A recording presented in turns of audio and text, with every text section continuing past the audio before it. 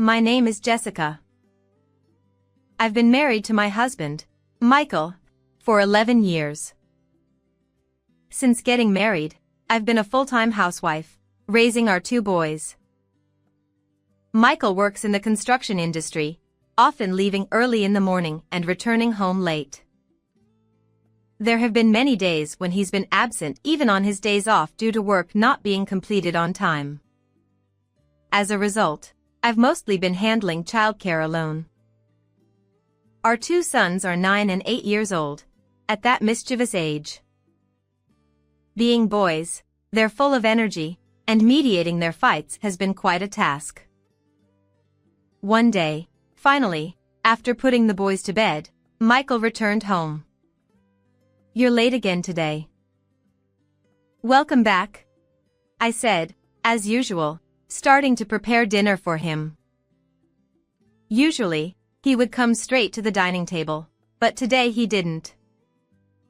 Curious, I looked at him, only to find him bowing his head towards me. A sense of unease washed over me, but I kept calm and asked, "What's wrong all of a sudden?" He didn't raise his head but continued to look down as he said to me, "Jessica, I'm sorry. My affair partner is pregnant. So, would you consider divorcing me?" My unpleasant premonition seemed to have come true.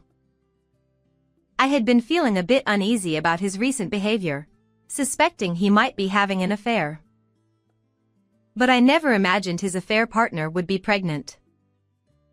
Shocked by this revelation, I asked, "How can you just drop this bombshell? What about our sons? They're still in elementary school. How do you plan to explain this to them?" I waited for his response, but he remained silent, still looking down. Realizing it was pointless to continue the conversation, I decided it was too late for this discussion. "Let's talk about this tomorrow," I said, conveying my decision, and went to bed promptly. The next day, it was a holiday, and the kids were off from school. After making sure the children were playing outside, I approached my husband. "About yesterday, getting someone pregnant means you've been cheating, right?" "I'm truly sorry. I know I've done wrong.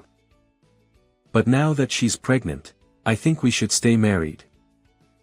You're strong and you can handle the boys even without me, right? You're a housewife now, but I believe you can still raise our sons well even if you work." "You're saying whatever suits you. Do you think I'll just agree to a divorce right away? I won't allow you to divorce me and remarry just to seek happiness for yourself," I retorted. It seemed my husband had expected me to readily agree to a divorce, and my refusal surprised him. He kept saying he was sorry, but his actions didn't reflect it, which angered me further. And what infuriated me the most was the situation with our sons. Our eldest son isn't my biological child, he's my sister-in-law's son. My sister-in-law got divorced 5 years ago and was raising her child alone. However, fearing it might hinder her chances of remarriage, she pushed the responsibility onto me. Initially, I objected, but my husband and mother-in-law didn't scold my sister-in-law. Instead, they said it was just right and I ended up raising him. James, the eldest son, was 4 years old at the time, and he was already aware of things and remembered his mom well. However, when he suddenly learned that I was going to be his mom, he became very turbulent. "You're not my mom. Where's my real mom? Bring her back." He would say mean things to me every day. Even at the age of 4, whenever I got upset, he would go to my in-laws' house without permission. We were living separately within the same compound as my in-laws, so it only took him a few seconds to get there, but it wasn't good for him to go there without telling me. Every time he went to my in-laws' house, I would get scolded by my mother-in-law. And he would laugh happily as he watched me being scolded. Despite this situation, I treated both sons equally, thinking that over time, he would come to love me. But it didn't turn out that way. He still seems to dislike me. Gradually, his hostility was directed not only at me but also at his younger brother. Your mom is bad. She got rid of my real mom. The child of such a person can't play with toys. He would say things like this and take toys away from his younger brother. Despite buying the same things, he would want his younger brother's toys and take them away. In response, my husband wouldn't scold him at all but would just watch TV. He would selfishly get angry at the children, saying, "It's too loud. You can't hear me on the TV."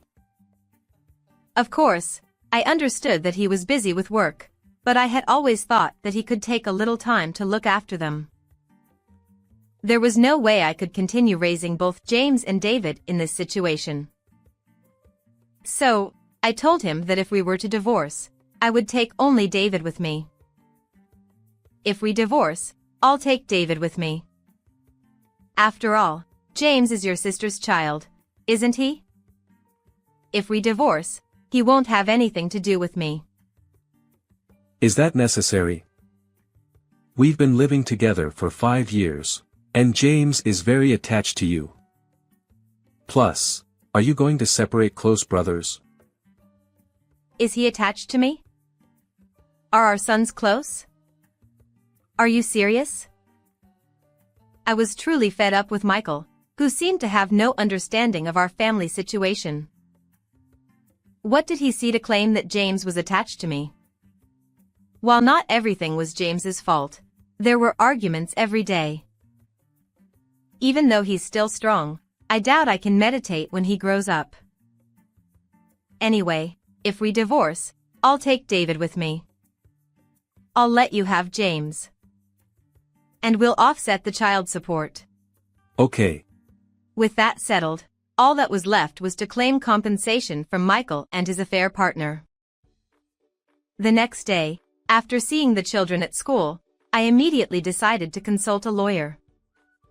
During the discussion with the lawyer, it was said that Michael admitted to cheating, and we could claim compensation. I went home, waiting for a call from the lawyer, and steadily prepared for the divorce. 2 weeks later, I received a call saying that evidence of the cheat had been gathered, and I arranged to meet with the lawyer. Although the investigation was conducted only twice, the evidence was quickly gathered. It seemed that James, Michael, and the affair partner had gone out together. In the discussion with Michael, James agreed to go with Michael, but I was surprised that he had arranged to meet with the affair partner without telling me. I had been thinking recently that he was working late because of overtime. I had a little suspicion, but I never thought he would continue cheating even after admitting to the affair. However, thanks to this, evidence was obtained, and I could divorce in a favorable situation. After discussing with the lawyer while looking at the evidence, we decided to send a certified letter to the affair partner. That night, I showed Michael the certified letter prepared by the lawyer. "We have solid evidence that you've been cheating. We also sent a certified letter to your affair partner. If you sign and pay compensation, I'll divorce you right away." Really? It's been a while since we talked about divorce, and I've been worried about whether we can divorce after so long. Good. But what's this compensation? Why me? Even though I honestly told you about the affair, why did you gather evidence? Because you cheated, Michael, so you're responsible for the divorce. It's only natural to pay compensation. It seemed he thought it was enough to admit to cheating. No matter how much I explained, it seemed he didn't understand at all. At this rate, explaining to him would be futile, so I decided to have the lawyer explain again later. A few days later, while doing my usual housework, I received a call from an unknown number.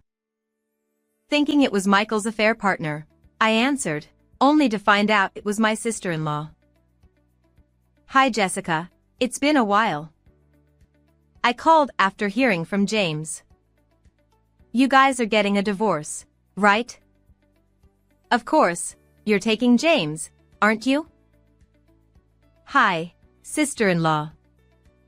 Long time no see. Huh?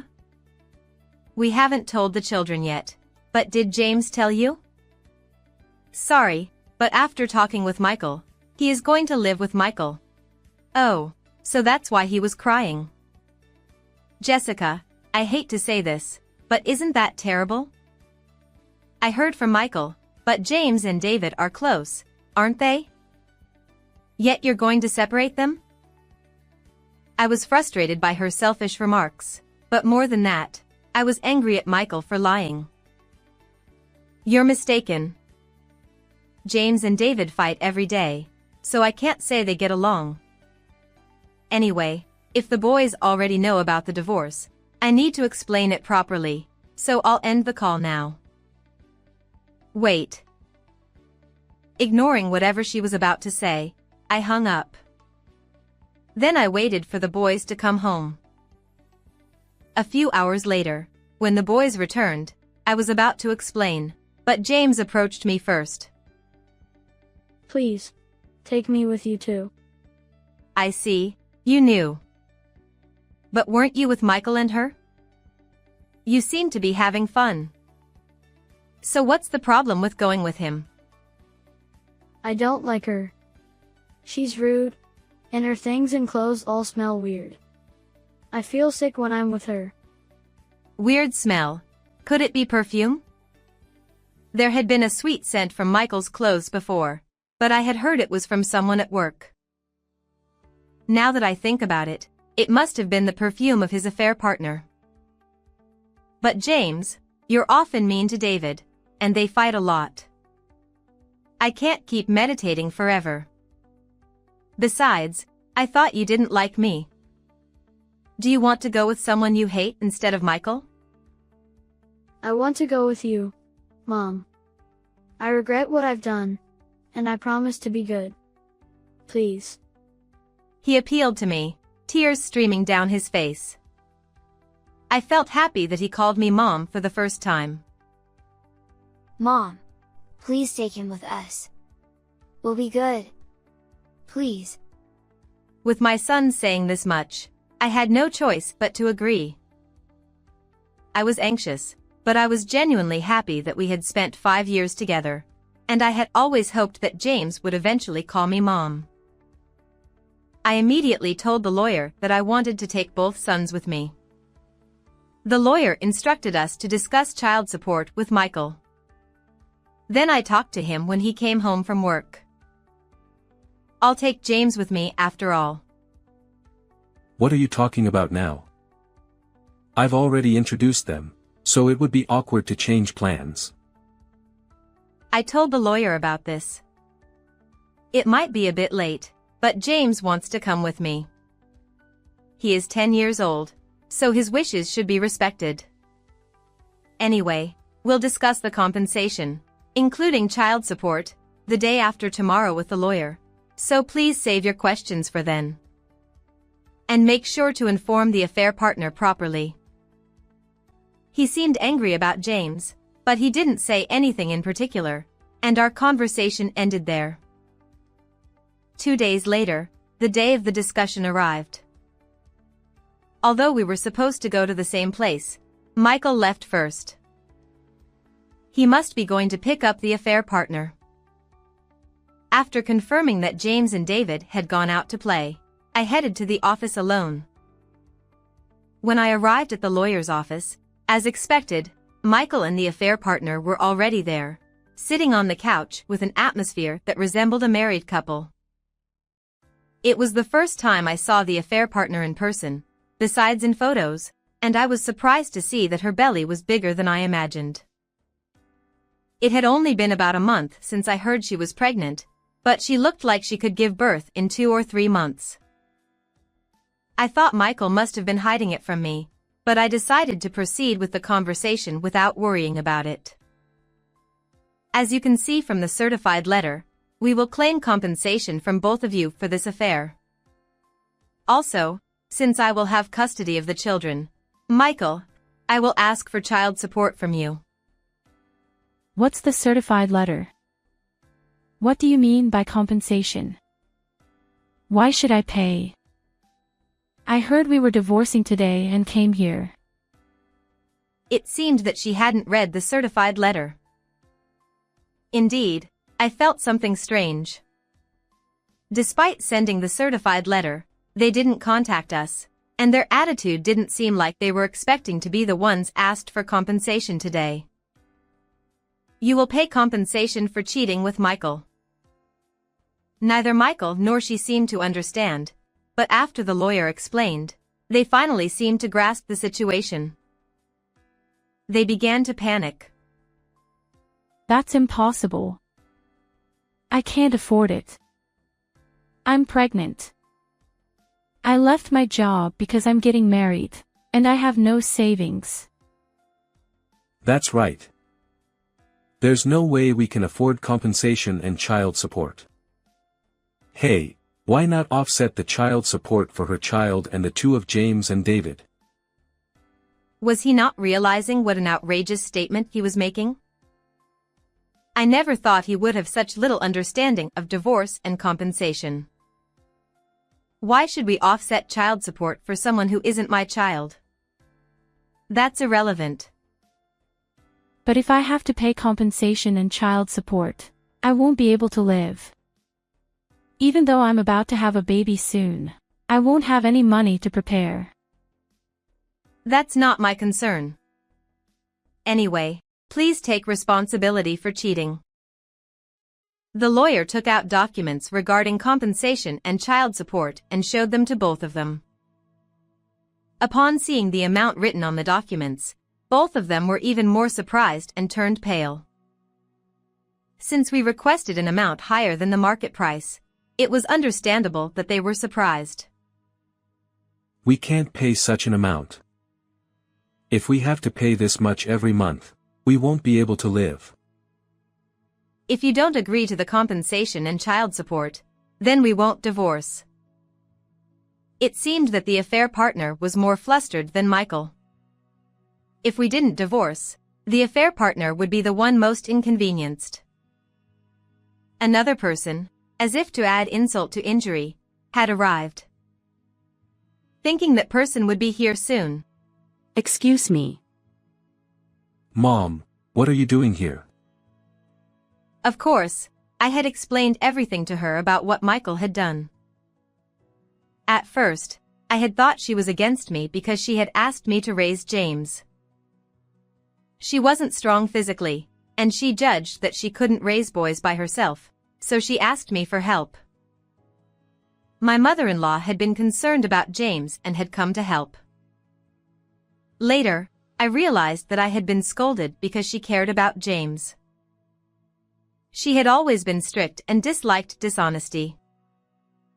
Michael had never been able to stand up to his mom and had never gone through a rebellious phase, or so I heard. So I asked her for cooperation this time and had her come today. Michael, what on earth have you done?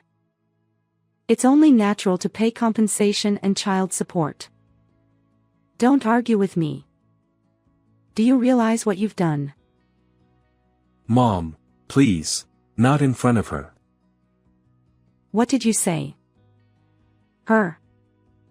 Stop fooling around. Don't ever cross our threshold again.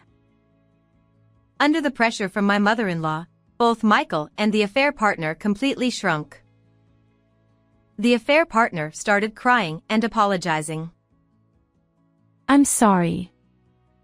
I'll pay the compensation and sign. So please let me go. I promise I'll pay too. Thanks to my mother-in-law's influence, we were able to get both of them to promise to pay compensation. Of course, he also agreed to pay child support. With this matter settled, we went to pick up the boys with my mother-in-law and went out to eat with James for the first time. After that, There were payments of compensation from Michael and the affair partner, but since the affair partner said she had no savings, it seemed that her parents had covered it. I heard rumors that the two got married, but they kept fighting over money, and he cheated again, leading to a quick divorce. Furthermore, she had to leave her baby with her parents to repay the advance, and she worked tirelessly from morning till night. Because of his two cheats, he lost the trust of his company and was transferred to a department where people who were being laid off were being pushed out. As a result, his salary decreased, and he was stuck. As for me, I adopted James through special adoption, and I feel like we've become a real parent and child. He has become a much better big brother than before, as he promised. He still lives in the house we used to live in, and we occasionally go out to eat with my mother-in-law.